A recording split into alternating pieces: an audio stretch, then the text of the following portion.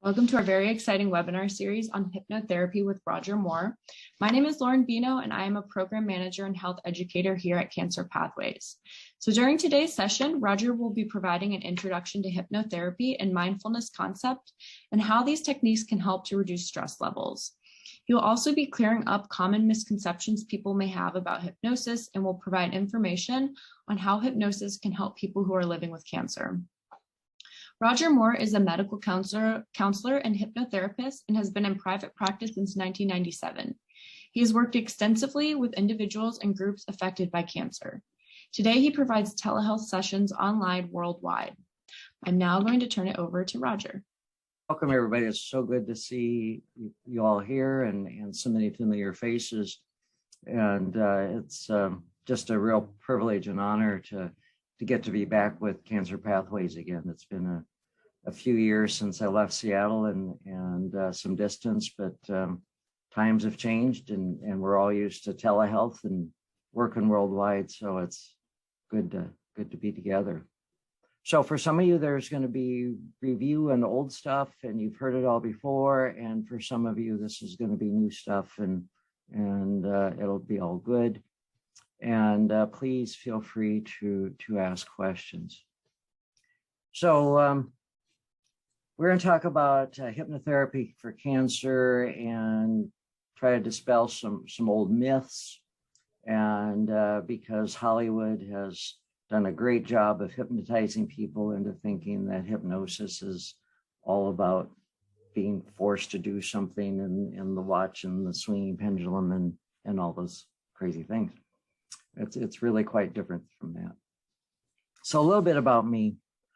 I grew up the fat chubby kid, junior high, 7th grade, so overweight. I got a medical excuse to go to a gym, never had another PE class after that. Young adult, total couch potato, physically inactive. Yeah, I could diet and lose weight, but of course, the moment the diet stopped, I always put as much or more weight back on. And in 1996, I weighed 260 pounds. That photo is actually older than that. There are no photos of me at that weight. And but that's as close as I can get to one. And because I destroyed them all, I made sure they didn't exist. And I just started making some changes in my life and decided to get serious about my training in clinical hypnosis. I had studied hypnosis for years and used it with clients for years, and I decided to get formally certified. And in the process, I volunteered to be the subject for a weight loss demonstration, and it was very much with the attitude of, yeah, right, I'll show you. I fully believed in hypnosis, but I was so convinced that nothing was going to work for me and my weight. And the instructor we had was like maybe 20, a snot-nosed kid. It's like, what does he know? So I just went up there to challenge him. And went through it, pretty much forgot about it, except for I started noticing a couple things. There were times that my wife would finish eating before I did, which was unheard of because I just inhaled my food. But the other thing that was more significant is that there were times that I would stop eating. There was still food left on my plate. Well, I always emptied my plate, her plate, the kids' plates, the serving bowls, and had my head in the refrigerator or the cupboard 20 minutes later. So I called him up, set up several more sessions, took the weight off, have kept it off ever since, went from being a couch potato to now I do crazy things like ride 100 miles, or I've ridden from Seattle to Portland, the 204-mile ride in one day. Those are the types of crazy things that I do now. And that's all very much with gratitude for knowing hypnosis and how to use it. So some of you know about Roger's Wiggle. And but those of you who don't, you get to learn it now. So just wiggle your toes, wiggle your butt. Take a deep breath into your nose and let it out through your mouth. And what do you notice when you do that?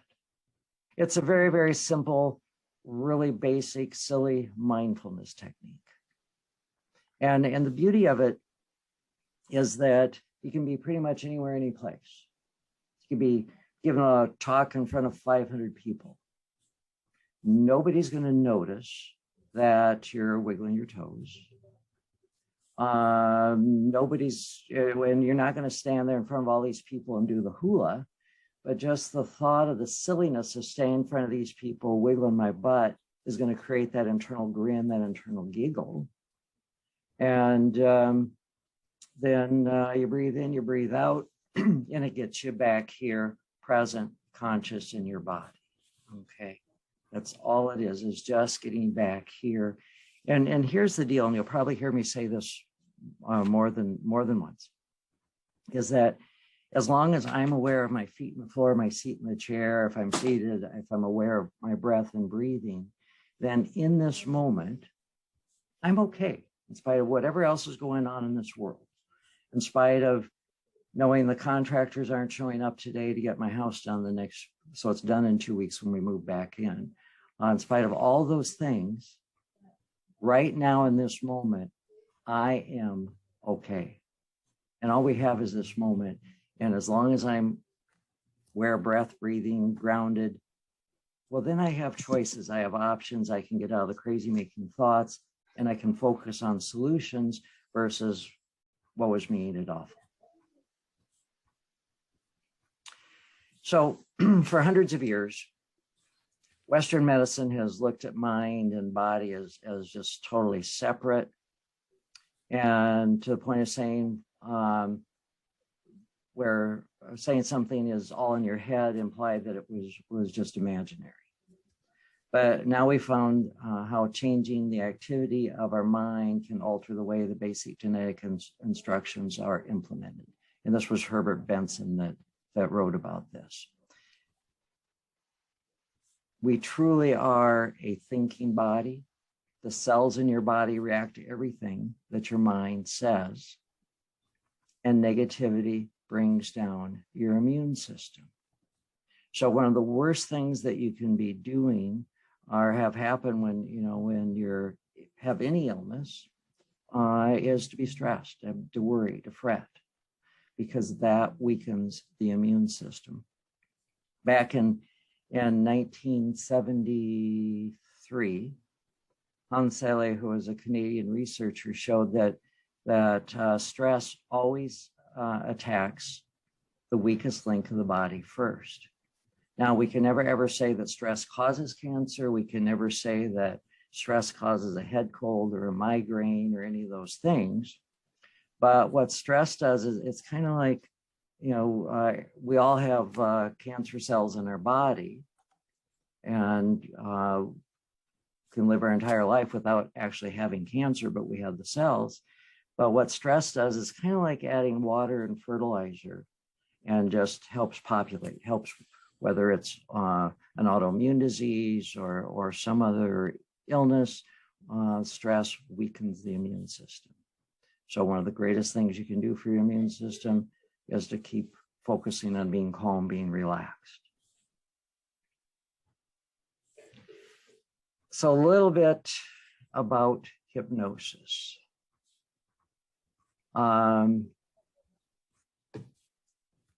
We have a conscious mind, and this is much more of a graphic and a metaphor than it is actual biology. But in the conscious mind, we have temporary memory, which is your phone number and your address, and believe it or not, your name and your kid's name and your partner's name and all those things. That's all temporary memory. And the conscious mind is also home of willpower. I'm going to do this, I'm going to do this, I'm going to do this, I'm going to do this. And willpower is a great, very short burst of energy, which we wear down very quickly. That's why willpower and stopping smoking generally does not work, or willpower and losing weight or any other behavior change, habit change doesn't work, because it's just all conscious, very focused force. And the conscious mind is also the rational, analytical mind. It's the Spock mind, that 2 + 2 does equal 4. So that's the conscious mind. And kind of how it's thought is that as hypnotic suggestions are given, it goes in the conscious mind and it takes a look at the suggestion that is given. So in spite of what you might have seen in books, movies, magazines, TV, or in Las Vegas or wherever you might be, no matter how deep in hypnosis I take you or anyone else takes you, we can never, ever make you do anything you don't want to do. If I gave you the suggestion to go down the street and rob the bank, the only way you'd ever consider that suggestion is if you were a bank robber. And if you were a bank robber and thought, it's Monday, it's just an awesome day to go rob the bank, and you went and robbed the bank. Oh, and I forgot to add in there, you go down the street, rob the bank, and send me the cash. And you went down the street and you robbed that bank. Would you send me the cash? If everybody would please close their eyes for a moment. Take a deep breath in through your nose and let it out through your mouth. And now go stand on your head. Okay, come on now. Everybody took a deep breath in through their nose. They closed their eyelids, they let it out through their mouth, but not one person got up and stood on your head. Why not? No matter how deep in hypnosis somebody takes you, if you don't want to do something, you're not going to do it. Okay? So that's critically important that you remember that you are the one that is always in control. I'm not in control. Another hypnotherapist is in control. You got to want it. You see those stage shows, where people are running around the audience looking for their butt, or they're clucking like dogs, or whatever it might be. Well, first of all, the stage hypnotist got up there on the stage. They told a few jokes. They watched who was laughing. Then they noticed people that were doing the belly laughs and tears in their eyes from laughter, and they noticed the people are sitting there like this and not looking and not responding, and because they don't want those people up there. And then they ask for volunteers, and they don't pick the people sitting on their hands. They pick the people who are jumping up and saying, pick me. And so they, first of all, they chose in by laughter. They chose in by begging, pick me. And they call a few of them up there on the stage, and they tell a few more jokes, maybe weed a few more people out. And then at that point, the person is chosen in over and over and over.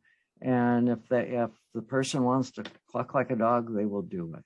Okay. If they want to run through the audience looking for their butt, they will do it. Okay. And for those who don't want to do it, they aren't going to do it. There's this idea of the critical factor, and that's the part that, the conscious mind taking a look and saying, do I want this suggestion? If I give you suggestions about being calm and relaxed and drinking water and keeping your body moving and active and eating lots of healthy antioxidant foods, and you go, well, those suggestions I like, then it's like a hot knife cutting through butter, and it goes into the subconscious mind. And the subconscious mind looks at the suggestion and says, do I want this? The subconscious mind takes on the suggestion. Okay, at that point, as long as the conscious mind has allowed it to go in, the subconscious mind will allow the suggestion. Our subconscious mind is the home of imagination, okay, which is really critically important because it's imagination that makes all the difference in the world. I can either sit here imagining that, oh, this is going to be awful and this is going to be hard and woe is me, ain't it awful? Or I can imagine this is going to go smooth, this is going to go easily. I can imagine having health and wellness. Either way, it is imagination. And so part of what we do in hypnosis is work with the person's imagination to support them in achieving their goals.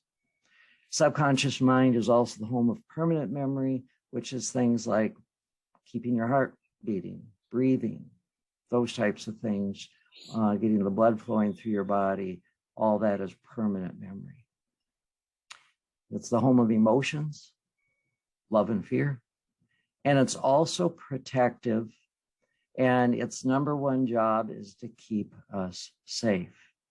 And one of the things that happens is that when something works, when something keeps us safe, we lock onto it and repeat that behavior over and over and over. So when a 2-year-old is running down the sidewalk and stubs his toe on a blade of grass and falls down and skins his knee, and grandma picks him up in his arms and holds him and loves him and cuddles him and kisses the boo-boo and gives him one of her homemade chocolate chip cookies, which hits the exact same opiate receptors as heroin. It's like, wow. Now that's safe, that's protective. And at a subconscious level, we lock that in. One of the ways to feel better is through foods like chocolate and salt, fat, and sugar. Well, here we are a few years later as adults, and when we trip and fall down and skin our knees, grandma's probably not around to pick us up and hold us and hug us and kiss our boo-boos. But there's a world full of chocolate chip cookies out there or other foods filled with fat, salt, and sugar that hit that same exact opiate receptor. But what one cookie used to do, now it takes the whole box, okay? It continues those behaviors. It locks us in on that emotional protection. So one of the things, again, that in hypnosis, what we do is work at disconnecting the need for fat, salt, and sugar to feel good and find other ways that truly are healthy and loving on October 4th of 2021 to protect us. Everybody good at imagining? Okay, good. And Michelle, what color is your car? It's dark blue. And can you imagine it being that color? Not really. Well, you absolutely could, because if you could, you wouldn't be saying not really if you couldn't imagine it that way. You may not want it that color. But I could imagine it. Okay. Yeah. In order to not imagine, in order to not want it, no, you don't want it. You gotta picture it that color. I got a picture it. Okay. Okay. You know, it's don't think of a blue cow, and there's the blue cow. Okay. So I'm going to ask you to play along and imagine with me. And if everybody just participate in this, I'd love it. So if you'd all just take a nice deep breath in through your nose, let it out through your mouth, and go ahead and close your eyelids, please. And just imagine that there before you is a refrigerator. It's a brand new one. It's got the freezer drawer on the bottom and those big double doors on top with the ice maker and water dispenser. And just take a moment right now and notice the color of that refrigerator.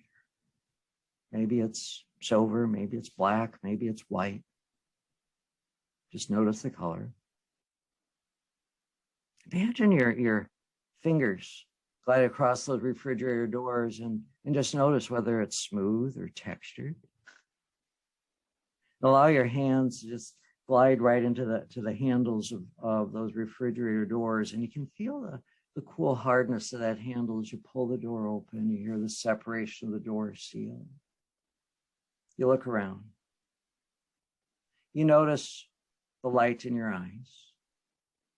When you open the doors, the motor shut off, but you can still feel the cool air in your forehead.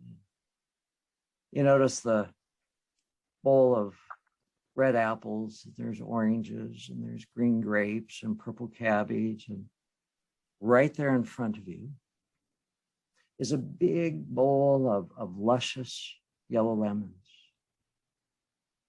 You reach in, you pick up one of those lemons, and you can feel the cool firmness of that lemon in your hand as you close that refrigerator door behind you. And you carry the lemon over the cutting board on the counter, and you pick up your favorite knife, and you begin slicing right through the peel lemon, through the center of the lemon, all the way down to the cutting board. You take one of those halves of lemon. And as you're slicing through that, you can feel the spray of the lemon juice across the back of your hands. And as you've been slicing through one of those quarters of lemon, you notice the sun that's glistening off that lemon juice that's running off the cutting board onto the counter. You lay the knife down.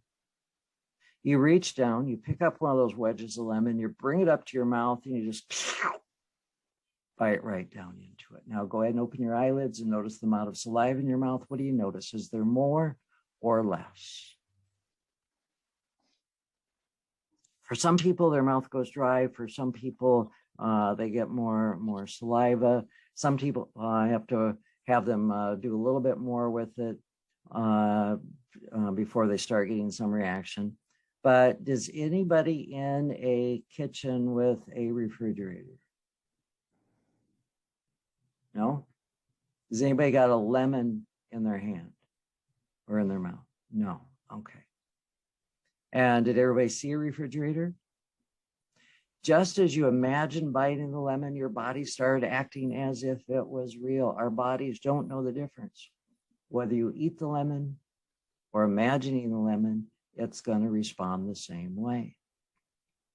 We'll talk more about this. I think it's next time. But, you know, when we're stressed and just all filled with worry and fret, and, you know, and what is it, 85% of what we worry about never ever comes to fruition, never materializes, it never happens. It's, you know, wasted energy. But when we're in that worry and fearful place, our body is like, it's like we're being chased by the saber-toothed tiger. It's in fight and flight mode. And yet there's nothing going on. There may be illness, there may be disease, but again, right now in this moment, feet in the floor, butt in the chair, breathing in, breathing out, we're okay. And I for years worked with Bainbridge Island boys lacrosse team. And one of the big things we've worked with them on, and actually still do today online, is that they can be calm and relaxed, and also out there in the field, totally energized, totally focused, and running like crazy while being calm and relaxed on the inside. So being calm and relaxed does not necessarily mean that you're laying on a beach somewhere. It's that internal place of I'm okay and being at peace, and also handling life stressors, and all the things that you'll learn in our sessions and with that you do with me or with anybody else. All the techniques and tools will never ever stop the earth from spinning. It's not going to stop the stressors. They're going to keep coming at us. Okay, that will continue to happen. I'm pretty certain, I can pretty much count on it, that in the next 10 days, as they're supposedly buttoning up our house, getting our kitchen installed, that there's going to be more mess ups. There's going to be contractors not showing, or something's not going to be right. And believe it or not, they installed the dishwasher, or not the dishwasher though, our dryer back in the laundry room. But they did the vent so that the laundry room door to the garage doesn't open. And they left it that way. So now they got to come back and fix it. I know those stressors will continue. And I can either become a maniac over it, or wiggle my toes, wiggle my butt, breathe in, breathe out, and go, okay, guys, what are you going to do? And have it handled. All right, the cells of your body aren't old. They keep regenerating. They're new. Your body has the potential of being as young and as vital as it ever has been.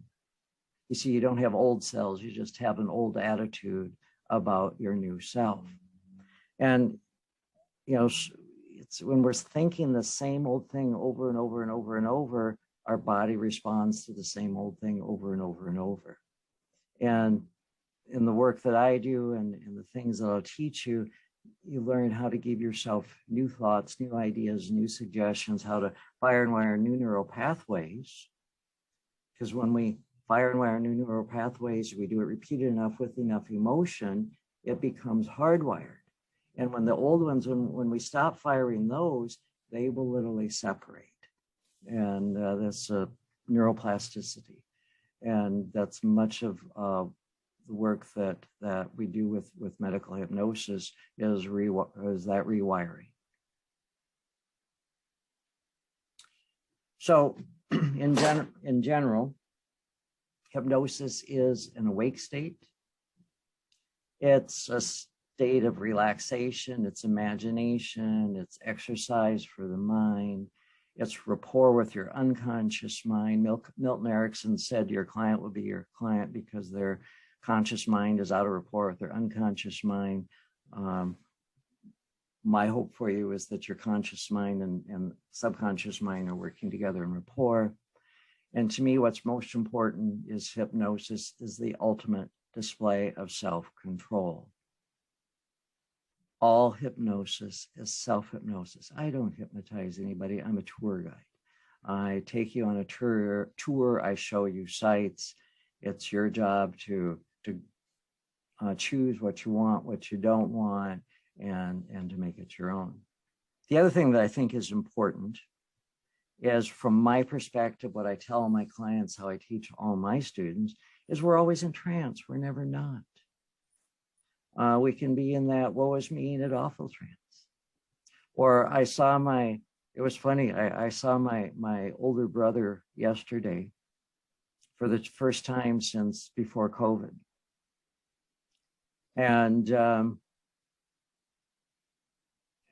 I thought about it before he ever showed up, that, okay, and I just had to talk with myself of being present and being my adult self, and having an adult to adult relationship with my brother. And I started laughing when he'd been here about 5 minutes, and he was immediately in that older brother, little brother trance. And I just started giggling. And he says, what? And I said, well, it's kind of like you're 17 and I'm 8. And he looked at me and he goes, oh. And I said, how about if we talk adult to adult? And from then on, we were fine. But I recognized that as soon as he walked in the door, and some of the first words out of his mouth. And that used to cause us lots of friction over the years, is that trance that we would go into. It's autopilot, it's automatic, it's something that happens. And what hypnosis really is taking control of that trance. You can be in the overeating trance and eat too much food too fast, or you can be aware of your feet in the floor, your seat in the chair. Am I hungry? If I'm hungry, then make a healthy choice and eat slowly, eat consciously. That's being in control.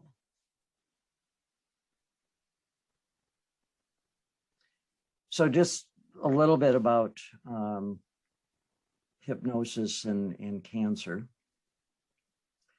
Women undergoing surgery for breast cancer received a brief hypnosis session before entering the operating room, required less anesthesia and pain medication during surgery, and reported less pain, nausea, fatigue, and discomfort after surgery than women who did not receive hypnosis. And the overall cost of the surgery was also significantly less for women undergoing hypnosis.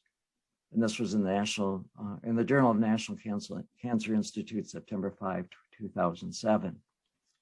One 15-minute session of hypnosis can make a huge world of difference for someone preparing for any surgery.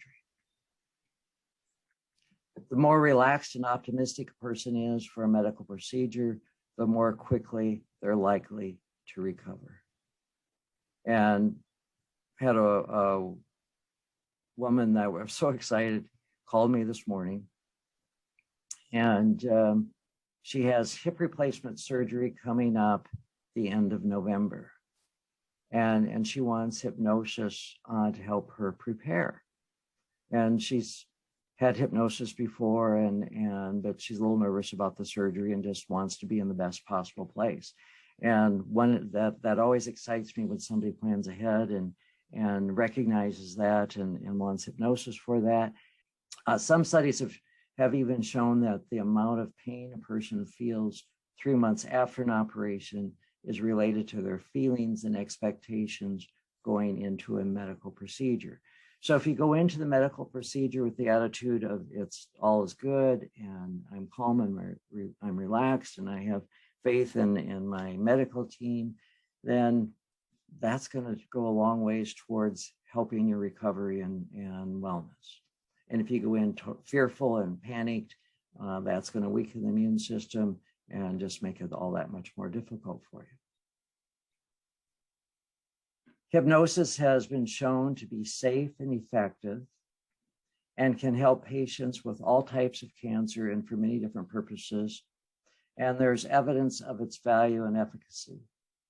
The strategy is so well proven that the National Comprehensive Cancer Network, which develops clinical guidelines for standard cancer care, recommends hypnotherapy for fighting treatment-related fatigue and managing pain.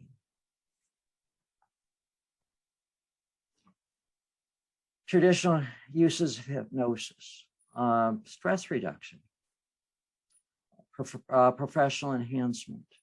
A lot of times people are wanting to get a promotion or want to improve their ability to perform or their ability to complete a task, and so they come to hypnosis.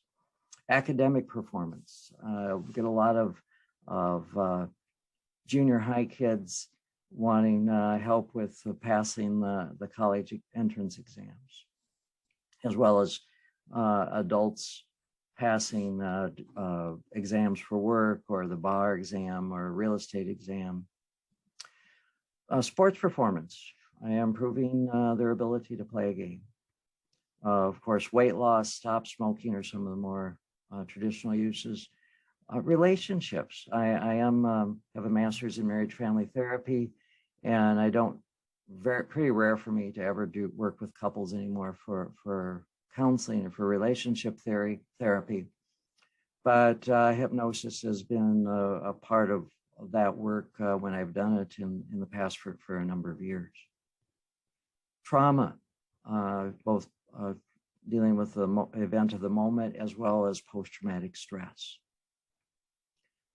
Depression, sleep disorders, migraines, anxiety and panic attacks. And there's, coming off of COVID, this last, 18, 19, 20 months now, somewhere in there, the anxiety level of people from COVID is through the roof. And, there's so many people seeking help to deal with anxiety. Dealing with phobias, fear of snakes, or I just received a call not too long ago from a woman that just moved to Palm Desert, and she never thought about rattlesnakes before and wanted help getting out of her house because she wasn't even leaving to go to the grocery store, and because she was concerned about rattlesnakes. But she's now out walking the hills and doing just fine. And then obsessive compulsive behaviors. With integrative medical hypnosis, and just let me say a word about that for a moment. It truly is integrative work. The work that I do is not a replacement for the work you're doing with your cancer care folks or with any other healthcare professional. It is integrative, meaning I work with your doctors, I work with your oncologists, I work with the other professionals and in support of them. It's not an alternative to, it is in support of.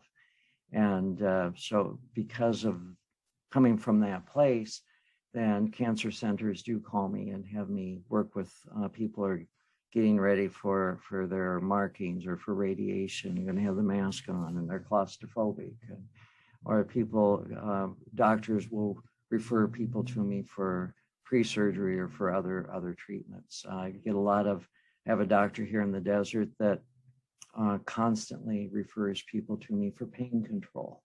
And but he knows and trusts that I'm not going to take his patients away from him. Although we have joked about that, is since he started sending them to me, he does see them less often and is prescribing less medication because they don't need it anymore, and they no longer need to come to see him for pain control because they've learned how to get out of pain. But AIDS, aging, autoimmune diseases, cancer, chronic fatigue, dementia and Alzheimer's, dentistry, diabetes. I do quite a bit of work with people at end of life. Fibromyalgia, hypertension, incontinence, IBS, Lyme disease, menopause, multiple sclerosis, neuropathy, non-organic male impotence, Parkinson's, pregnancy, rheumatoid arthritis, surgery, and then I do some work with withdrawal with opioids, alcohol, drugs.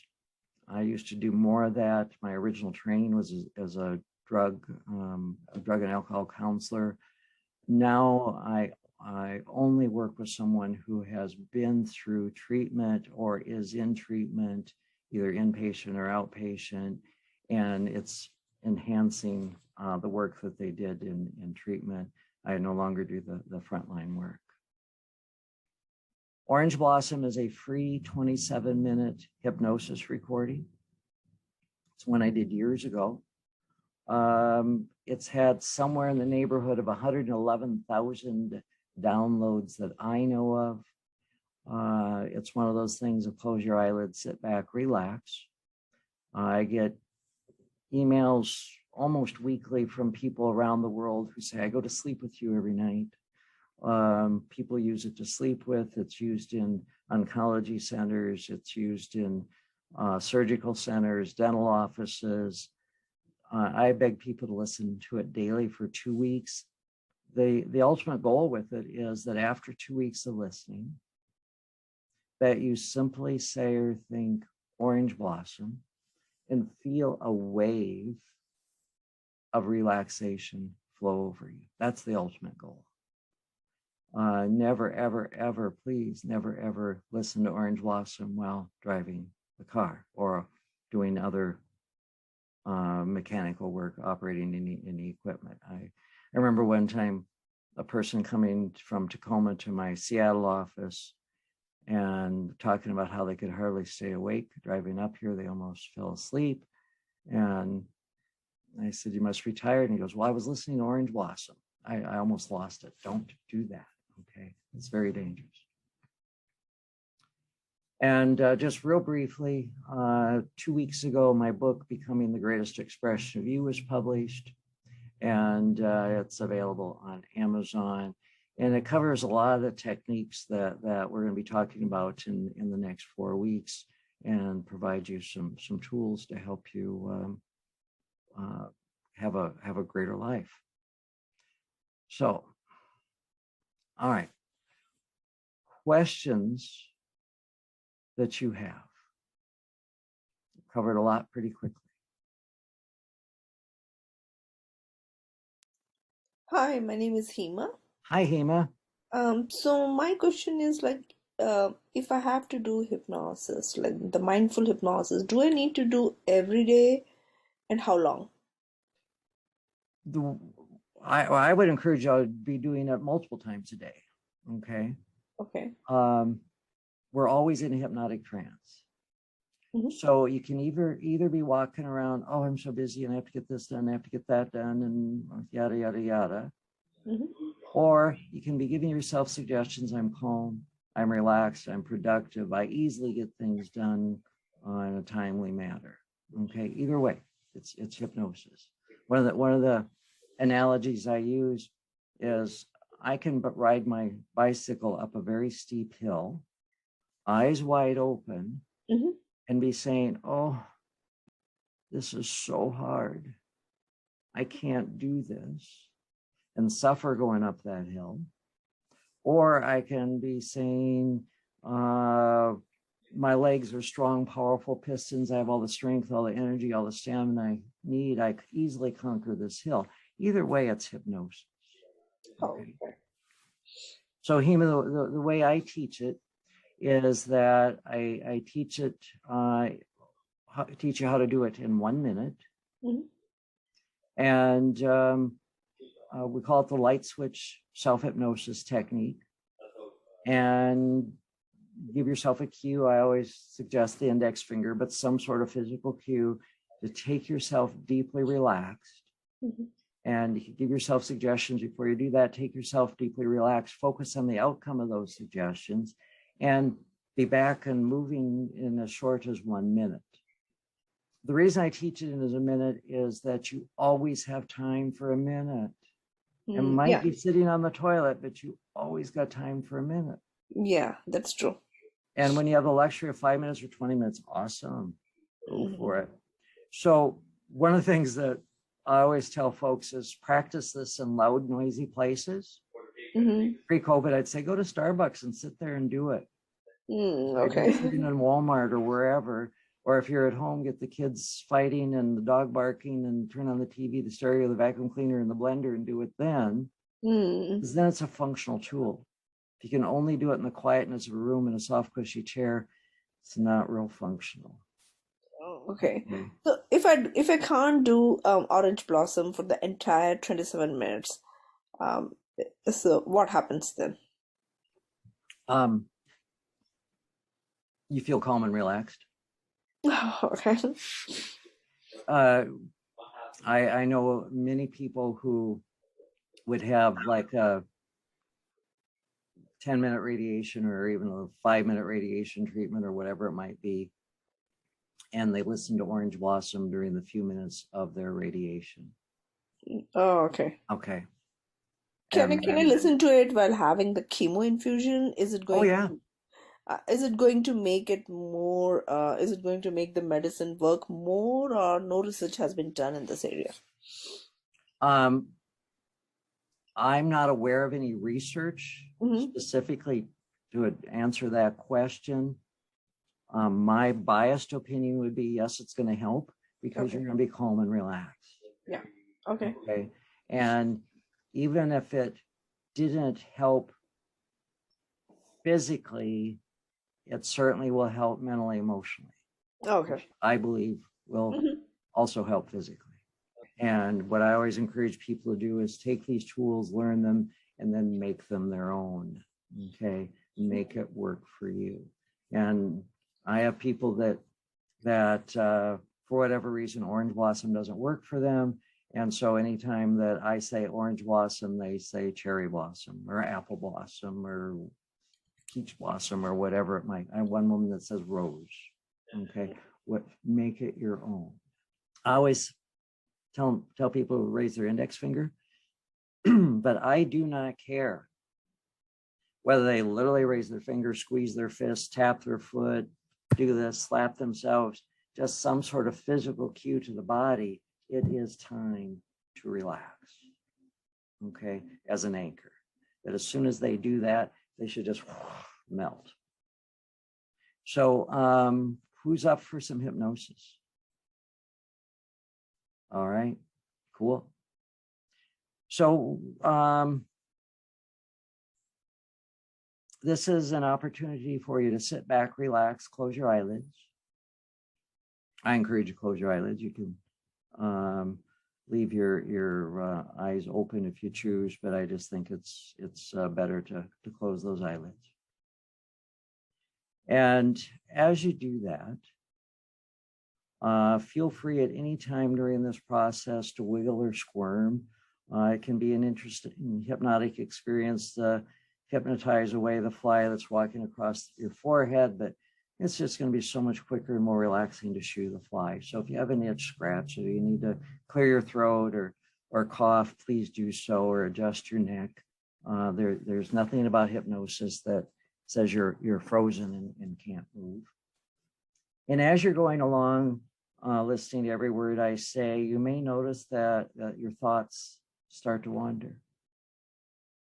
You may be listening and remembering that, I forgot to send so-and-so an email. I gotta get that email. Wait a minute, I'm not listening. No judgment. Bring yourself back to my words. And then you're going along listening, and a few minutes later, you start thinking about, I got to remember to get to Whole Foods tonight and get kale for dinner. Well, wait a minute, I'm not listening. No judgment. Bring yourself back to my words. I, in fact, will give your conscious mind permission to go off and do those things, because I'm not really too interested in your conscious mind. I'm interested in your subconscious mind. Your conscious mind truly needs to hang on to every single word I say. Yeah, it's okay. It's just going to be so much more fun, so much more relaxing for you if it goes to the beach. Okay. So don't get hung up on what am I saying, or what did he say, or I missed that. Your subconscious mind is listening, and it'll get the message. So everyone would just wiggle their toes, wiggle their butt, take a deep breath in through their nose and let it out through their mouth. And just gently allow your eyelids to close.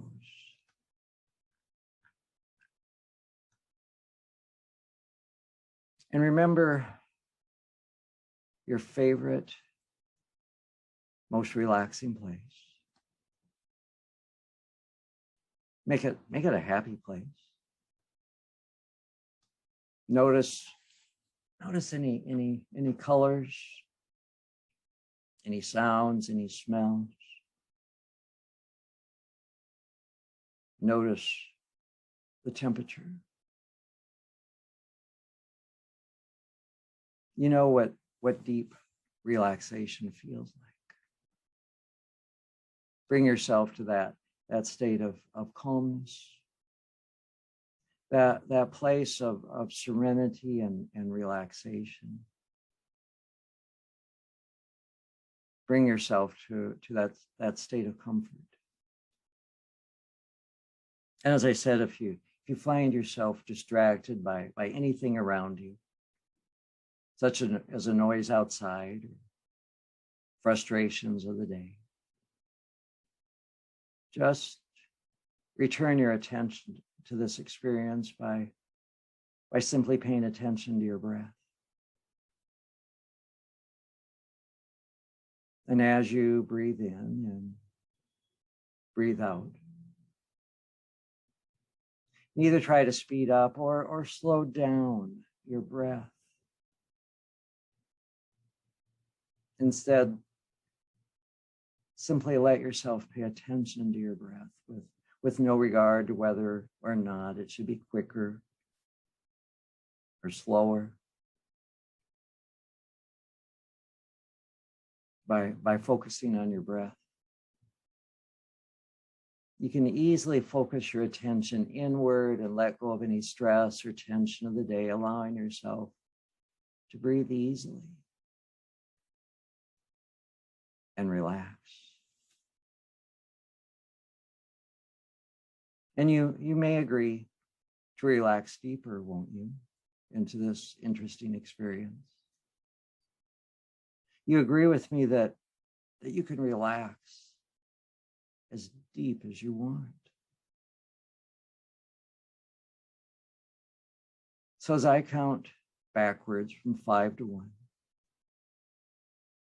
you may deepen your comfort. 5, 4, 3. Let yourself relax completely, deeply relaxed, more and more comfortable. 2, 1, 0. And as you relax, you can recognize that a part of you is here. You can feel the chair below you with your eyelids closed and your mind relaxed. And you can also notice perhaps that a part of you is drifting away. Just drift to that place that is really nowhere. In fact, drift to a place we call the middle of nowhere. You can let your mind drift and meet me in this place. A place that has no time, in the middle of nowhere. The middle of nowhere is a place that has no place. In the middle of nowhere is a place that has my voice and your awareness. It's a place that is neither here nor there. It's just a place of your own creation in the middle of nowhere. There's no awareness of pain, but simply an awareness of nothingness.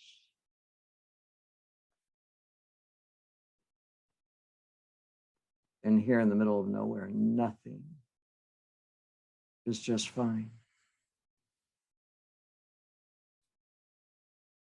There's nothing to be.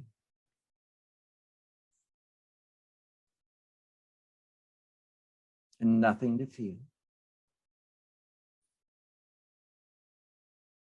There are no feelings to feel in the middle of nowhere.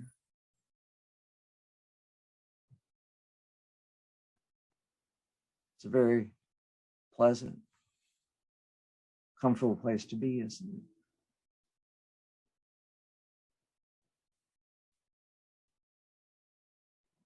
As I was out walking our dog this morning, I got to thinking about a story I once heard about a sailor who lived in a foreign land long ago and far away. This sailor had been told a tale of a treasure that was buried deep within the ocean.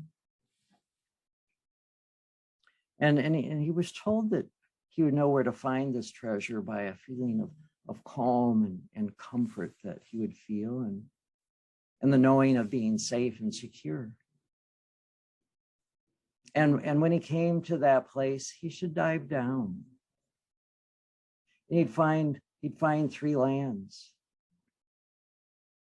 beneath the sea. He was told that if he wanted to find the real treasure, he should not stop at the first land, nor at the second,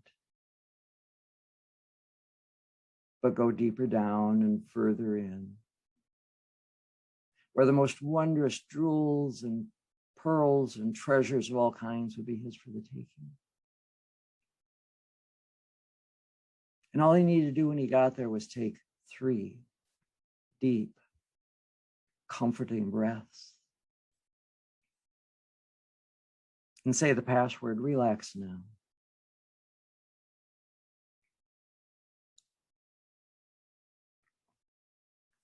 He knew he was there because he felt so calm and so comfortable. He felt safe. He dived into the water and he took a deep breath, and he felt so safe, so secure, wrapped in the velvety comfort as he allowed himself to go deeper and deeper until he came to the land of pearls. But he didn't stop because he knew there were deeper levels of comfort that he could go to. And so he went deeper down and down deeper. And you notice how easy it was to feel so calm and so comfortable as he took a deep breath and went deeper down into comfort to the land of gems. He saw emerald trees and ruby flowers and buildings made of sapphire and beautiful gems that glistened and gleamed. And he thought he heard the flowers say, stay with us. You need not go further. But he knew the treasure lay deeper down and further into comfort. And so he allowed the feeling of calm comfort to spread as he dived further down deeper and deeper and deeper into comfort. And at last he arrived at the deepest land of all, treasure land, the land of comfort.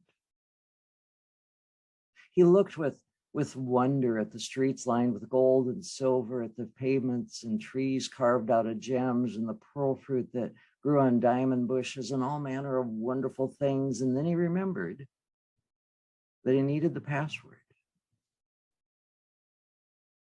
And so he took those 3 deep, comforting breaths and said the password, relax now. At that moment, he knew it didn't matter what time of day it was or where he was. He knew the only thing that mattered was just how comfortable he felt and how every part of him could feel comfortable now as he let it. And notice you feel so comfortable. And then he realized that the greatest treasure of all lies inside him, for he knew now whenever he wanted to feel this good and so comfortable, he could find a safe place and just take 3 deep breaths and say to himself, relax now. And immediately he'd feel so calm, so good, so comfortable, feeling every part of him relax now and feel so comfortable now, allowing his body to drift in the land of healing comfort. Now, he didn't want to be greedy, so he allowed himself to take just what he needed, knowing that he can always come back anytime just by taking 3 deep, comforting breaths and saying that password, relax now. And so he swam back up past the land of gems and on through the land of pearls and all the way back to the surface. And he'd always remember how to go back into velvety comfort whenever he wished to. And of course, it'll be interesting to find out how you use those 3 deep, comforting breaths. And that password, relax now, today and in the days to come. That's right. The more you journey into this land of healing comfort, the greater the benefits will be. Feeling more and more comfort each and every time, quickly and easily, into velvety comfort.